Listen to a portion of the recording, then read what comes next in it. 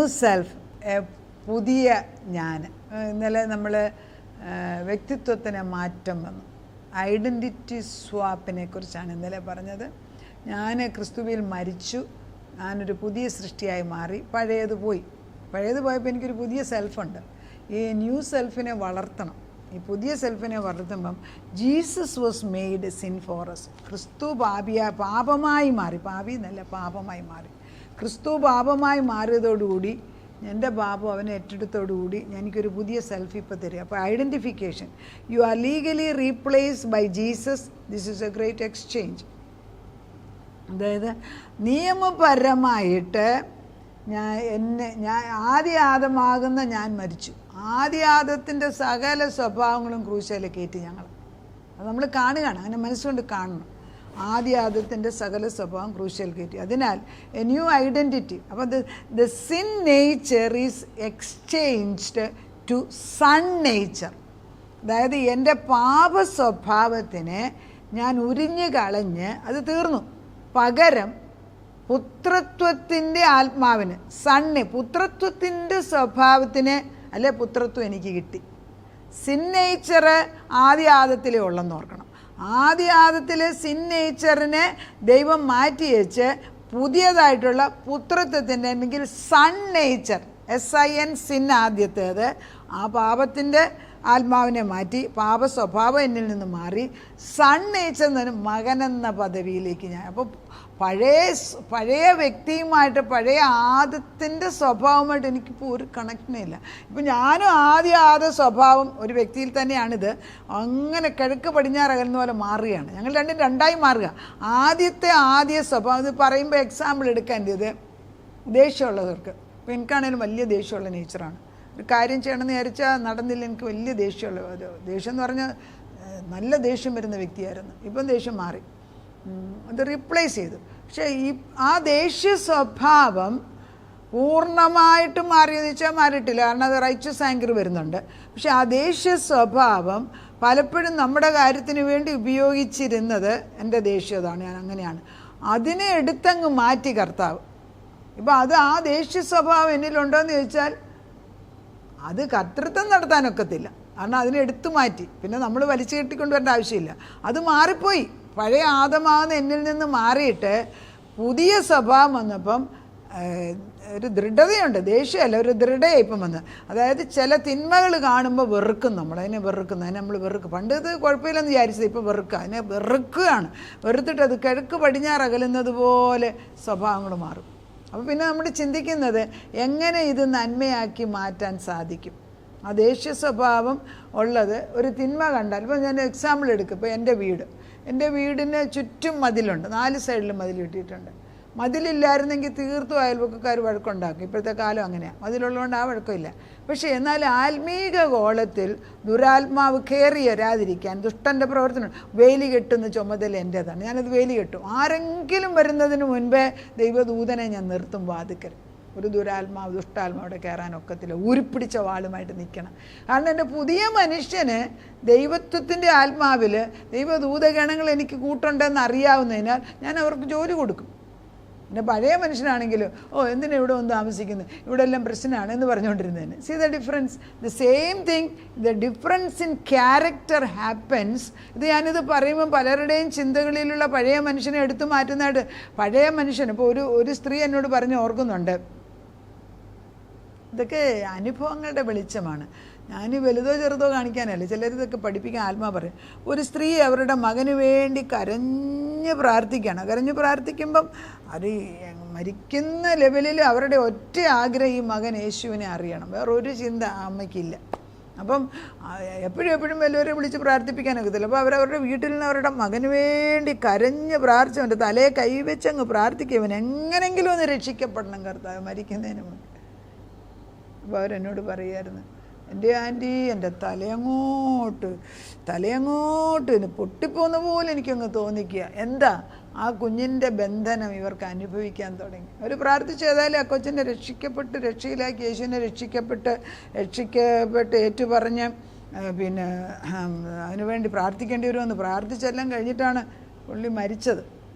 ഒരമ്മ കൈവച്ച് അവൻ്റെ തലയിൽ വെച്ച് അങ്ങനെ കരഞ്ഞ് പ്രാർത്ഥിക്കുകയാണ്. എങ്ങനെങ്കിലും ഇവന് രക്ഷ കൊടുത്തേക്കത്തുള്ളൂ, ഇവൻ മരിക്കുന്നതിന് മുമ്പ് ഇത് പോയാൽ എനിക്ക് പോയി പോകുമെന്നും പറഞ്ഞ് അമ്മ കണ്ണുനീരോടെ പ്രാർത്ഥിക്കുമ്പോൾ അവിടെ ഒരു സ്വാപ്പിങ് നടക്കുകയാണ്. അമ്മയ്ക്കത് അനുഭവപ്പെടുന്നു. എന്താണ് അവൻ്റെ വേദന. യേശു അതാണ് ഇൻറ്റർസീഡ് ചെയ്യുന്നത്. നമ്മൾ ഒരാൾ ഇൻറ്റർസീഡ് ചെയ്യുന്നു പറയുമ്പം ഒരാളുടെ വേദനയ്ക്ക് വേണ്ടി നമ്മൾ ഇരുന്ന് പ്രാർത്ഥിക്കുന്നവർക്കത് ഹേമിക്കും നമ്മളെ. Because that is what we are doing. അവരുടെ വേദന, അതിനാണ് നമ്മൾ പരിശുദ്ധാത്മാവിനെ കൊണ്ട് നിറച്ചില്ലെങ്കിൽ നമ്മൾ വീണു പോകും. ഏതൊരു ഉന്നതയും മുമ്പിൽ നിൽക്കുന്നവരും പ്രാർത്ഥിക്കുന്നവരത് അവർക്ക് ആ കവചമില്ലെങ്കിൽ അവർ വീണു പോകും. അതുകൊണ്ടാണല്ലോ വലിയ പ്രാസംഗികരൊക്കെ പെട്ടെന്ന് ആപത്ത് വരുന്നെന്നും രോഗം വരുന്നെന്നും പിന്നെ വേണ്ടാത്ത വഴിക്ക് പോയെന്നൊക്കെ കേട്ട് അവരുടെ മിനിസ്ട്രി പോലും ഇല്ലാതായിപ്പോവും. അത് വളരെ ശ്രദ്ധിക്കേണ്ട ഒരു കാര്യമാണ്. അപ്പോൾ സ്വാപ്പിങ് നടക്കുന്നതിന് മുൻപ് കർത്താവ് പറയുന്നു, Jesus paid the full price for the sin of us. He paid the full penalty. The law has nothing left to demand from me. അത് ഞാൻ യേശുവിനെ സ്വീകരിക്കുന്ന നിമിഷത്തിൽ നിയമപരമായിട്ട് യേശുവിനെ രക്ഷിതാവായിട്ടും കർത്താവായിട്ടും സ്വീകരിക്കുന്ന നിമിഷത്തിൽ നിയമപരമായിട്ട് ഞാൻ യേശുവിൻ്റെ മകളായി മാറിയതിനാൽ ഇതുവരെ അധികാരം പറഞ്ഞുകൊണ്ടിരുന്ന ദുഷ്ടാത്മാവ് മാറിപ്പോയി. ബിക്കോസ് ഇരുട്ട് ആധിപത്യം എടുത്തത് വെളിച്ചം കൊണ്ടുവന്ന് അടിച്ചു മാറ്റുന്നതാണ് ഇത് പറഞ്ഞത്. ഇതാണ് എവിക്ഷൻ നടക്കുകയാണ്. പുതിയൊരു വ്യക്തിയാക്കി എന്നെ മാറ്റുമ്പോൾ എനിക്കൊരു വ്യത്യാസം. ഈ പുതിയ വ്യക്തി എന്ന് പറയുന്നത് നമ്മൾ മനസ്സിലാക്കണം. It is absolutely actually truly happening when I say it. അനേക മക്കളുടെ തലയിലെ ബന്ധനങ്ങൾ അഴിഞ്ഞു പോകുന്നതായിട്ട് ദൈവത്തിൻ്റെ ആത്മാവ് കാണിച്ചത് ഈ സത്യം മനസ്സിലാക്കും. അതപ്പോൾ ചെയിൻസ് ഓഫ് ജസ്റ്റിസ്, അതായത് ഈ ചെയിൻസ് ഓഫ് ഇൻജസ്റ്റിസ്, നമ്മുടെ കയ്യിലും കാലയിലും ഒക്കെ കെട്ടിവെച്ചിരിക്കുന്ന ചങ്ങലകൾ ഈ വചനം വന്ന് വീഴുമ്പോൾ അത് പൊട്ടിപ്പോവുക തന്നെയല്ല, തലയിലിരിക്കുന്ന അനേക അഴുക്ക് ചിന്തകൾ തെറിച്ചു പോവുകയാണ്. കാരണം ഒരു ഐഡൻറ്റിറ്റി സ്വാപ്പ് നടക്കുമ്പോൾ കർത്താവ് പറയും, നീ അങ്ങോട്ട് മാറി നിൽക്കുമ്പോൾ ഞാനതിന് ഇന്നോട്ട് ചെയ്യാൻ പോകുന്നത്. കണ്ടിട്ടുണ്ട് ചില അമ്മമാർ ഒത്തിരി പ്രാർത്ഥിച്ച് പറയും, ദൈവം ഏറ്റെടുത്തിട്ടുണ്ട്, എനിക്കിനിയും പ്രശ്നമില്ലെന്ന് പറയും. കാരണം ആ ഏറ്റെടുക്കുന്നിടം വരെ അവരതിൻ്റെ ഇടിവിൽ നിന്ന് പ്രാർത്ഥിച്ച് ആ കർത്താവിൻ്റെ ആത്മാവിനെ വിളിച്ചുകൊണ്ട് വന്ന് യേശു അത് ഏറ്റെടുക്കുന്നിടം വരെ അവരവിടെ ഇരുന്ന് പ്രാർത്ഥിച്ചു. അപ്പോൾ അവിടെ ഒരു വിടുതൽ ഞാൻ നേരിട്ട് കാണുന്നുണ്ട്. പലവരും എന്നെ വിളിച്ചു പറയുമ്പം പ്രശ്നങ്ങൾ പരിഹരിച്ചു കൊടുക്കുന്നത് കാണുമ്പോൾ ഞാൻ തന്നെ അതിശയിക്കും. ദൈവം തമ്പുരാനെ ഇത് പ്രവർത്തിക്കും, നിന്നും ചെയ്യുന്നു ദിസ്. അപ്പം കർത്താവ് പറയുന്നത് ആ ഒരു ഐഡൻറ്റിറ്റി സ്വാപ്പ് അല്ലെങ്കിൽ എനിക്കൊരു വ്യക്തി ആൾമാറാട്ടം നടക്കുമ്പോൾ എൻ്റെ മക്കൾക്ക് വേണ്ടി അല്ലെ നമ്മളൊരു ഭാവിക്ക് വേണ്ടി പ്രാർത്ഥിക്കുമ്പോൾ അവരുടെ പാപങ്ങളെ കർത്താവ് ക്രൂശയിൽ ഏറ്റെടുത്തതിനാൽ നിയമപരമായിട്ട് പിശാചിന് ഇനി അവരുടെ മേലെ ആധിപത്യമില്ല. അതൊരു ബ്രേക്കേജാണ്. ആ ബോണ്ടേജ് ബ്രേക്ക് ചെയ്യുമ്പോൾ എന്ത് സംഭവിക്കും? നിയമപരമായിട്ട് അവർ ഇന്നസെൻ്റായിട്ട് ദൈവത്തിൻ്റെ മക്കളായിട്ട് ഡിക്ലെയർ ചെയ്യും. അതായത് റൈറ്റ്യസ്നെസ് ഓഫ് ഗോഡ്, ദൈവത്തിൻ്റെ നന്മ നമ്മുടേതായി മാറുക. ദൈവത്തിൻ്റെ നന്മ ദൈവപുത്രൻ്റെ നന്മ, കാരണം പുത്രനാണല്ലോ ഭൂമിയിൽ വന്നത്. അപ്പോൾ ക്രിസ്തുവായിട്ട് നമ്മൾ മാറുമ്പോൾ ഇതുവരെ ചെയ്ത്, അതുകൊണ്ടാണ് പാപിയായ ഒരു മനുഷ്യൻ മാനസാന്തരപ്പെട്ട് കഴിയുമ്പം ചിലർ പെട്ടെന്ന് സുവിശേഷം പറയുന്നത് കാണാം. നമ്മൾ ഈ തളർവാദി അല്ല ഗദസര എന്ന് പറഞ്ഞ സ്ഥലത്ത് ഒരു പ്രാന്തനുണ്ടായിരുന്നു. ആ പ്രാന്തൻ്റെ അടുക്ക് വന്ന് കർത്താവ് അവനെ സൗഖ്യമാക്കി. എത്രയോ 6000 പിശാചുക്കളുണ്ടായിരുന്നു. അതുങ്ങളെല്ലാം ഇറങ്ങിപ്പോയി കഴിഞ്ഞപ്പോൾ അവന് ബോധം വന്നു. അപ്പോൾ അവൻ യേശുവിൻ്റെ കൂടെ പോരട്ടെന്ന് ചോദിച്ചപ്പോൾ യേശു പറഞ്ഞില്ല, നീ നിൻ്റെ തന്നെ സ്ഥലത്ത് പോകാൻ. അവൻ ഉടനെ തന്നെ ദേശത്ത് പോയി അവൻ യേശു ചെയ്തെല്ലാം പറഞ്ഞ് അവനൊരു സുവിശേഷകനായി മാറി. എത്രയോ പേരെ രക്ഷയിലേക്ക് ആ ഒരു പ്രാന്തനെ എടുത്ത് ദൈവം ഉപയോഗിച്ചു. അവിടെയാണ് വ്യത്യാസം വരുന്നത്. അതിൻ്റെ ഐഡൻറ്റിറ്റി, അവരുടെ വ്യക്തിത്വം മാറിയത് കണ്ടോ. ചിലരിൽ ഇച്ചിട്ട് താമസിച്ചിരിക്കുള്ളൂ, പക്ഷേ these things has to happen. ഇത് നമുക്ക് നിർബന്ധമാണ്, ദൈവത്തിന് നിർബന്ധം. അപ്പോഴാണ് ദൈവം പറയുന്നത്, this is my son in whom I am well pleased. ഇന്ന് ഞാൻ നിന്നെ എൻ്റെ മകനായിട്ട് ജനിപ്പിച്ചിരിക്കുന്നു. എങ്ങനെ? ക്രിസ്തുവിൽ പുതു സൃഷ്ടിയാക്കുക. അത് നമുക്ക് പറയാൻ അധികാരമുണ്ട്. കർത്താവേ, നമുക്ക് നിയമം, ഇപ്പം ഞാനൊരു ലോയറാണ്, കോർട്ടിലാണ് ഞാൻ ആർഗ്യൂ ചെയ്യുന്നതെങ്കിൽ ഞാൻ പറയും നിയമപരമായിട്ട് righteousness is imputed to this person.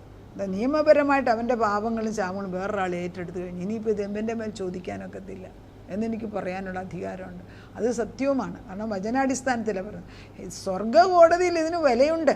ഈ സ്വർഗ്ഗകോടതിയിൽ നമ്മൾ പറയുമ്പം നിയമം എടുത്ത് പിതാവ് പുത്ര പരിശുദ്ധാത്മാവിന് മുമ്പിൽ നിന്നിട്ട് അവിടുന്ന് കർത്താവ് പറഞ്ഞിട്ടുണ്ട് എന്നെ സ്വീകരിക്കുമ്പോൾ. അവിടെ 2 കൊരിന്ത്യർ 5:10 ഒരുവൻ ക്രിസ്തുവിനെ സ്വീകരിക്കുന്ന പുതിയ സൃഷ്ടിയാകുന്നു. ഒരുവൻ ക്രിസ്തുവിനെ സ്വീകരിച്ചാൽ അവനൊരു പുതിയ സൃഷ്ടിയെ, പഴയത് കഴിഞ്ഞു പോയതിനെ പഴയ ഞാനാകുന്ന വ്യക്തി മരിച്ചുപോയി. അതുകൊണ്ടാണ് പഴയ വ്യക്തിക്ക് വേണ്ടി എക്സസൈസ് ചെയ്യുന്നതിന് എന്ന് പറഞ്ഞ് പുതിയതായിക്കുമ്പോൾ നമ്മുടെ ശരീരത്തെ സൂക്ഷിക്കണം. ശരിയാണ്, ക്രിസ്തുവിന് വേണ്ടി. See the difference. We will do exercise, we will do പഠിത്തം പഠിക്കും, we will do all the things. പക്ഷേ വ്യക്തി മാറിയപ്പം പുതിയതെല്ലാം ദൈവത്തിൻ്റെ മഹത്വത്തിന് വേണ്ടിയായി മാറി. അതൊരു സ്വാപ്പിംഗ് ആണ്, ഒരു എക്സ്ചേഞ്ച് ആണ്. അത് ഇത്ര പേർക്ക് മനസ്സിലാക്കുന്നുള്ളൂ. പക്ഷേ ഈ അബ്സല്യൂട്ട് ട്രൂത്ത് പുതുതായിട്ട് സത്യത്തിൻ്റെ ആത്മാവിൽ പറഞ്ഞു തരുമ്പോൾ കുറച്ച് പേരുടെയെങ്കിലും ഹൃദയത്തിൽ അത് കൊണ്ടെങ്കിൽ അതൊരു വലിയ വിടുതലാണ്. അങ്ങനെ തന്നെ കർത്താവ് കാണിക്കുന്നത്. അനേകരുടെ തലയ്ക്കകത്ത് ചിന്തയ്ക്കകത്തുനിന്ന് പിന്നെ ദുഷ്ടചിന്തകളെല്ലാം ഇറങ്ങിപ്പോകുന്നതായിട്ടാണ് ദൈവം കാണിക്കുന്നത്. കാരണം this is legally it's heaven. സ്വർഗ്ഗകോടതിയിൽ ഞാൻ കേസ് ആർഗ്യ ചെയ്യുകയാണെങ്കിൽ ഈ ഒരു കാര്യം ഞാൻ ആർഗ്യ ചെയ്താൽ അവിടെ ഒരു വലിയ വിജയത്തിൻ്റെ കൊടി ഉയർത്തും. അത് നിയമപരമായിട്ടത് ചെയ്തു കഴിഞ്ഞു. ചില നിയമങ്ങൾ മാറ്റെന്ന് പറഞ്ഞ പോലെ. പക്ഷേ ഈ നിയമങ്ങൾക്കൊന്നും മാറ്റമില്ലാത്ത നിയമമാണ്. ദൈവം നമ്മളെ പുതു സൃഷ്ടികളാക്കിയിരിക്കുക. ദൈവം നമ്മളെ എല്ലാവരെയും അനുഗ്രഹിക്കട്ടെ.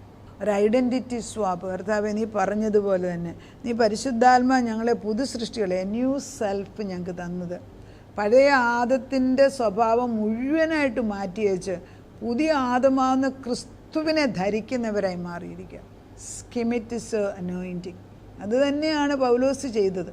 പൗലോസിൻ്റെ പൗലോസ് സോളെന്ന സ്വഭാവം മുഴുവനങ്ങ് പോയി. പിന്നെ സോളിൻ്റെ ഒരു സ്വഭാവവും പൗലോസ് കാണിക്കുന്നില്ല. ഒരു വ്യക്തി എങ്ങനെ 2 ആൾമാറാട്ടം കാണിച്ചു നടന്നു കർത്താവേ, അങ്ങനെ ഞങ്ങളെ വേദപുസ്തകത്തിൽ കാണിക്കുന്നു.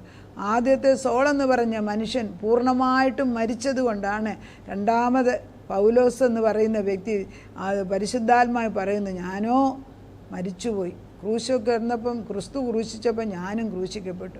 ഇനി ഞാനല്ല ജീവിക്കുന്നത്, ക്രിസ്തുവാണ് ജീവിക്കുന്നത്, എന്നിൽ കൂടെ ജീവിക്കും. അപ്പം നമുക്ക് ആത്മാവ്, പരിശുദ്ധാത്മാവ് താമസിക്കുവാൻ ഒരു ശരീരമായിട്ട് സോളെന്ന് പറഞ്ഞ വ്യക്തി മരിച്ച് പൗലോസാക്കിയപ്പം പുതിയൊരു ശരീരം, പുതിയൊരു ശക്തി, പുതിയൊരാത്മാവ്, അവെയർനെസ് മാറി, പുതു സൃഷ്ടിയാക്കി മാറ്റി.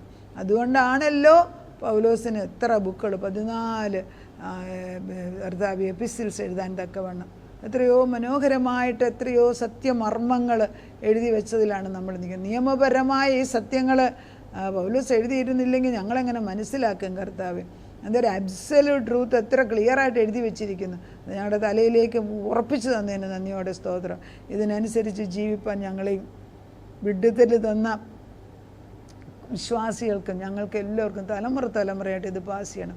ഈ നദി ഇന്ന് ഒഴുകാൻ തുടങ്ങി നിൽക്കരുത്. പക്ഷേ ഇതങ്ങനെ മുൻപോട്ട് പോകട്ടെ. ഞങ്ങൾക്ക് വേണ്ടി ജീവൻ തന്ന ക്രിസ്തുവിൽ പുതു സൃഷ്ടികളാക്കി ഞങ്ങളെ മാറ്റിയതിൽ ഏറ്റവും സന്തോഷിക്കുന്ന ദൈവമാണ്. അങ്ങനെ സംഭവിച്ചിരിക്കുന്നു യേശു ക്രിസ്തുവിൻ്റെ പുണ്യനാമത്തിൽ. അങ്ങനെ സംഭവിച്ചതിന് ജയത്തിൻ്റെ കൊടി ഉയർത്തിയിരിക്കുന്നു. നാഥൻ ചെയ്ത ഈ വലിയ നിയമപരമായ ഈ വിജയം ഞങ്ങളുടെ ജീവിതത്തിൽ തന്നെയല്ല, തലമുറകൾക്ക് തലമുറകൾ ഇന്നിറ്റേണിറ്റി നന്മയുടെ കൊടിയാക്കി മാറ്റി. അവരതിൻ്റെ കൊടിക്കീഴിൽ ഓരോ ഇസ്രായേൽ ജനതയുടെ ഓരോ ക്ലാൻ, അതായത് ഓരോ ഗോത്രങ്ങളും അവരവരുടെ കൊടിക്കീഴിൽ ജയക്കൊടിക്ക് നാട്ടിൽ വന്നതുപോലെ വിശ്വാസികളാകുന്ന ഓരോ വ്യക്തികളും ക്രിസ്തുവാകുന്ന ജയക്കൊടിയുടെ കീഴിൽ വന്നെന്ന് പുതിയ ജീവിതം തുടങ്ങുവാൻ തക്കവണ്ണം നീ അനുവദിച്ചിരിക്കുന്നതിന് സ്തോത്രം. അവിടെ തലയിലെ ബന്ധനങ്ങൾ അഴിച്ചു മാറ്റി പൊതു സൃഷ്ടിയാക്കി. എന്തൊരു ക്ലാരിറ്റി അപ്പച്ച, ക്ലിയറാക്കി തന്നതിന് നന്ദി. പ്രാർത്ഥനയ്ക്ക് ഉത്തരം തന്ന ദൈവത്തിന് സ്തോത്രം. യേശു ക്രിസ്തുവിൻ്റെ പുണ്യനാമത്തിൽ തന്നെ ആമേൻ.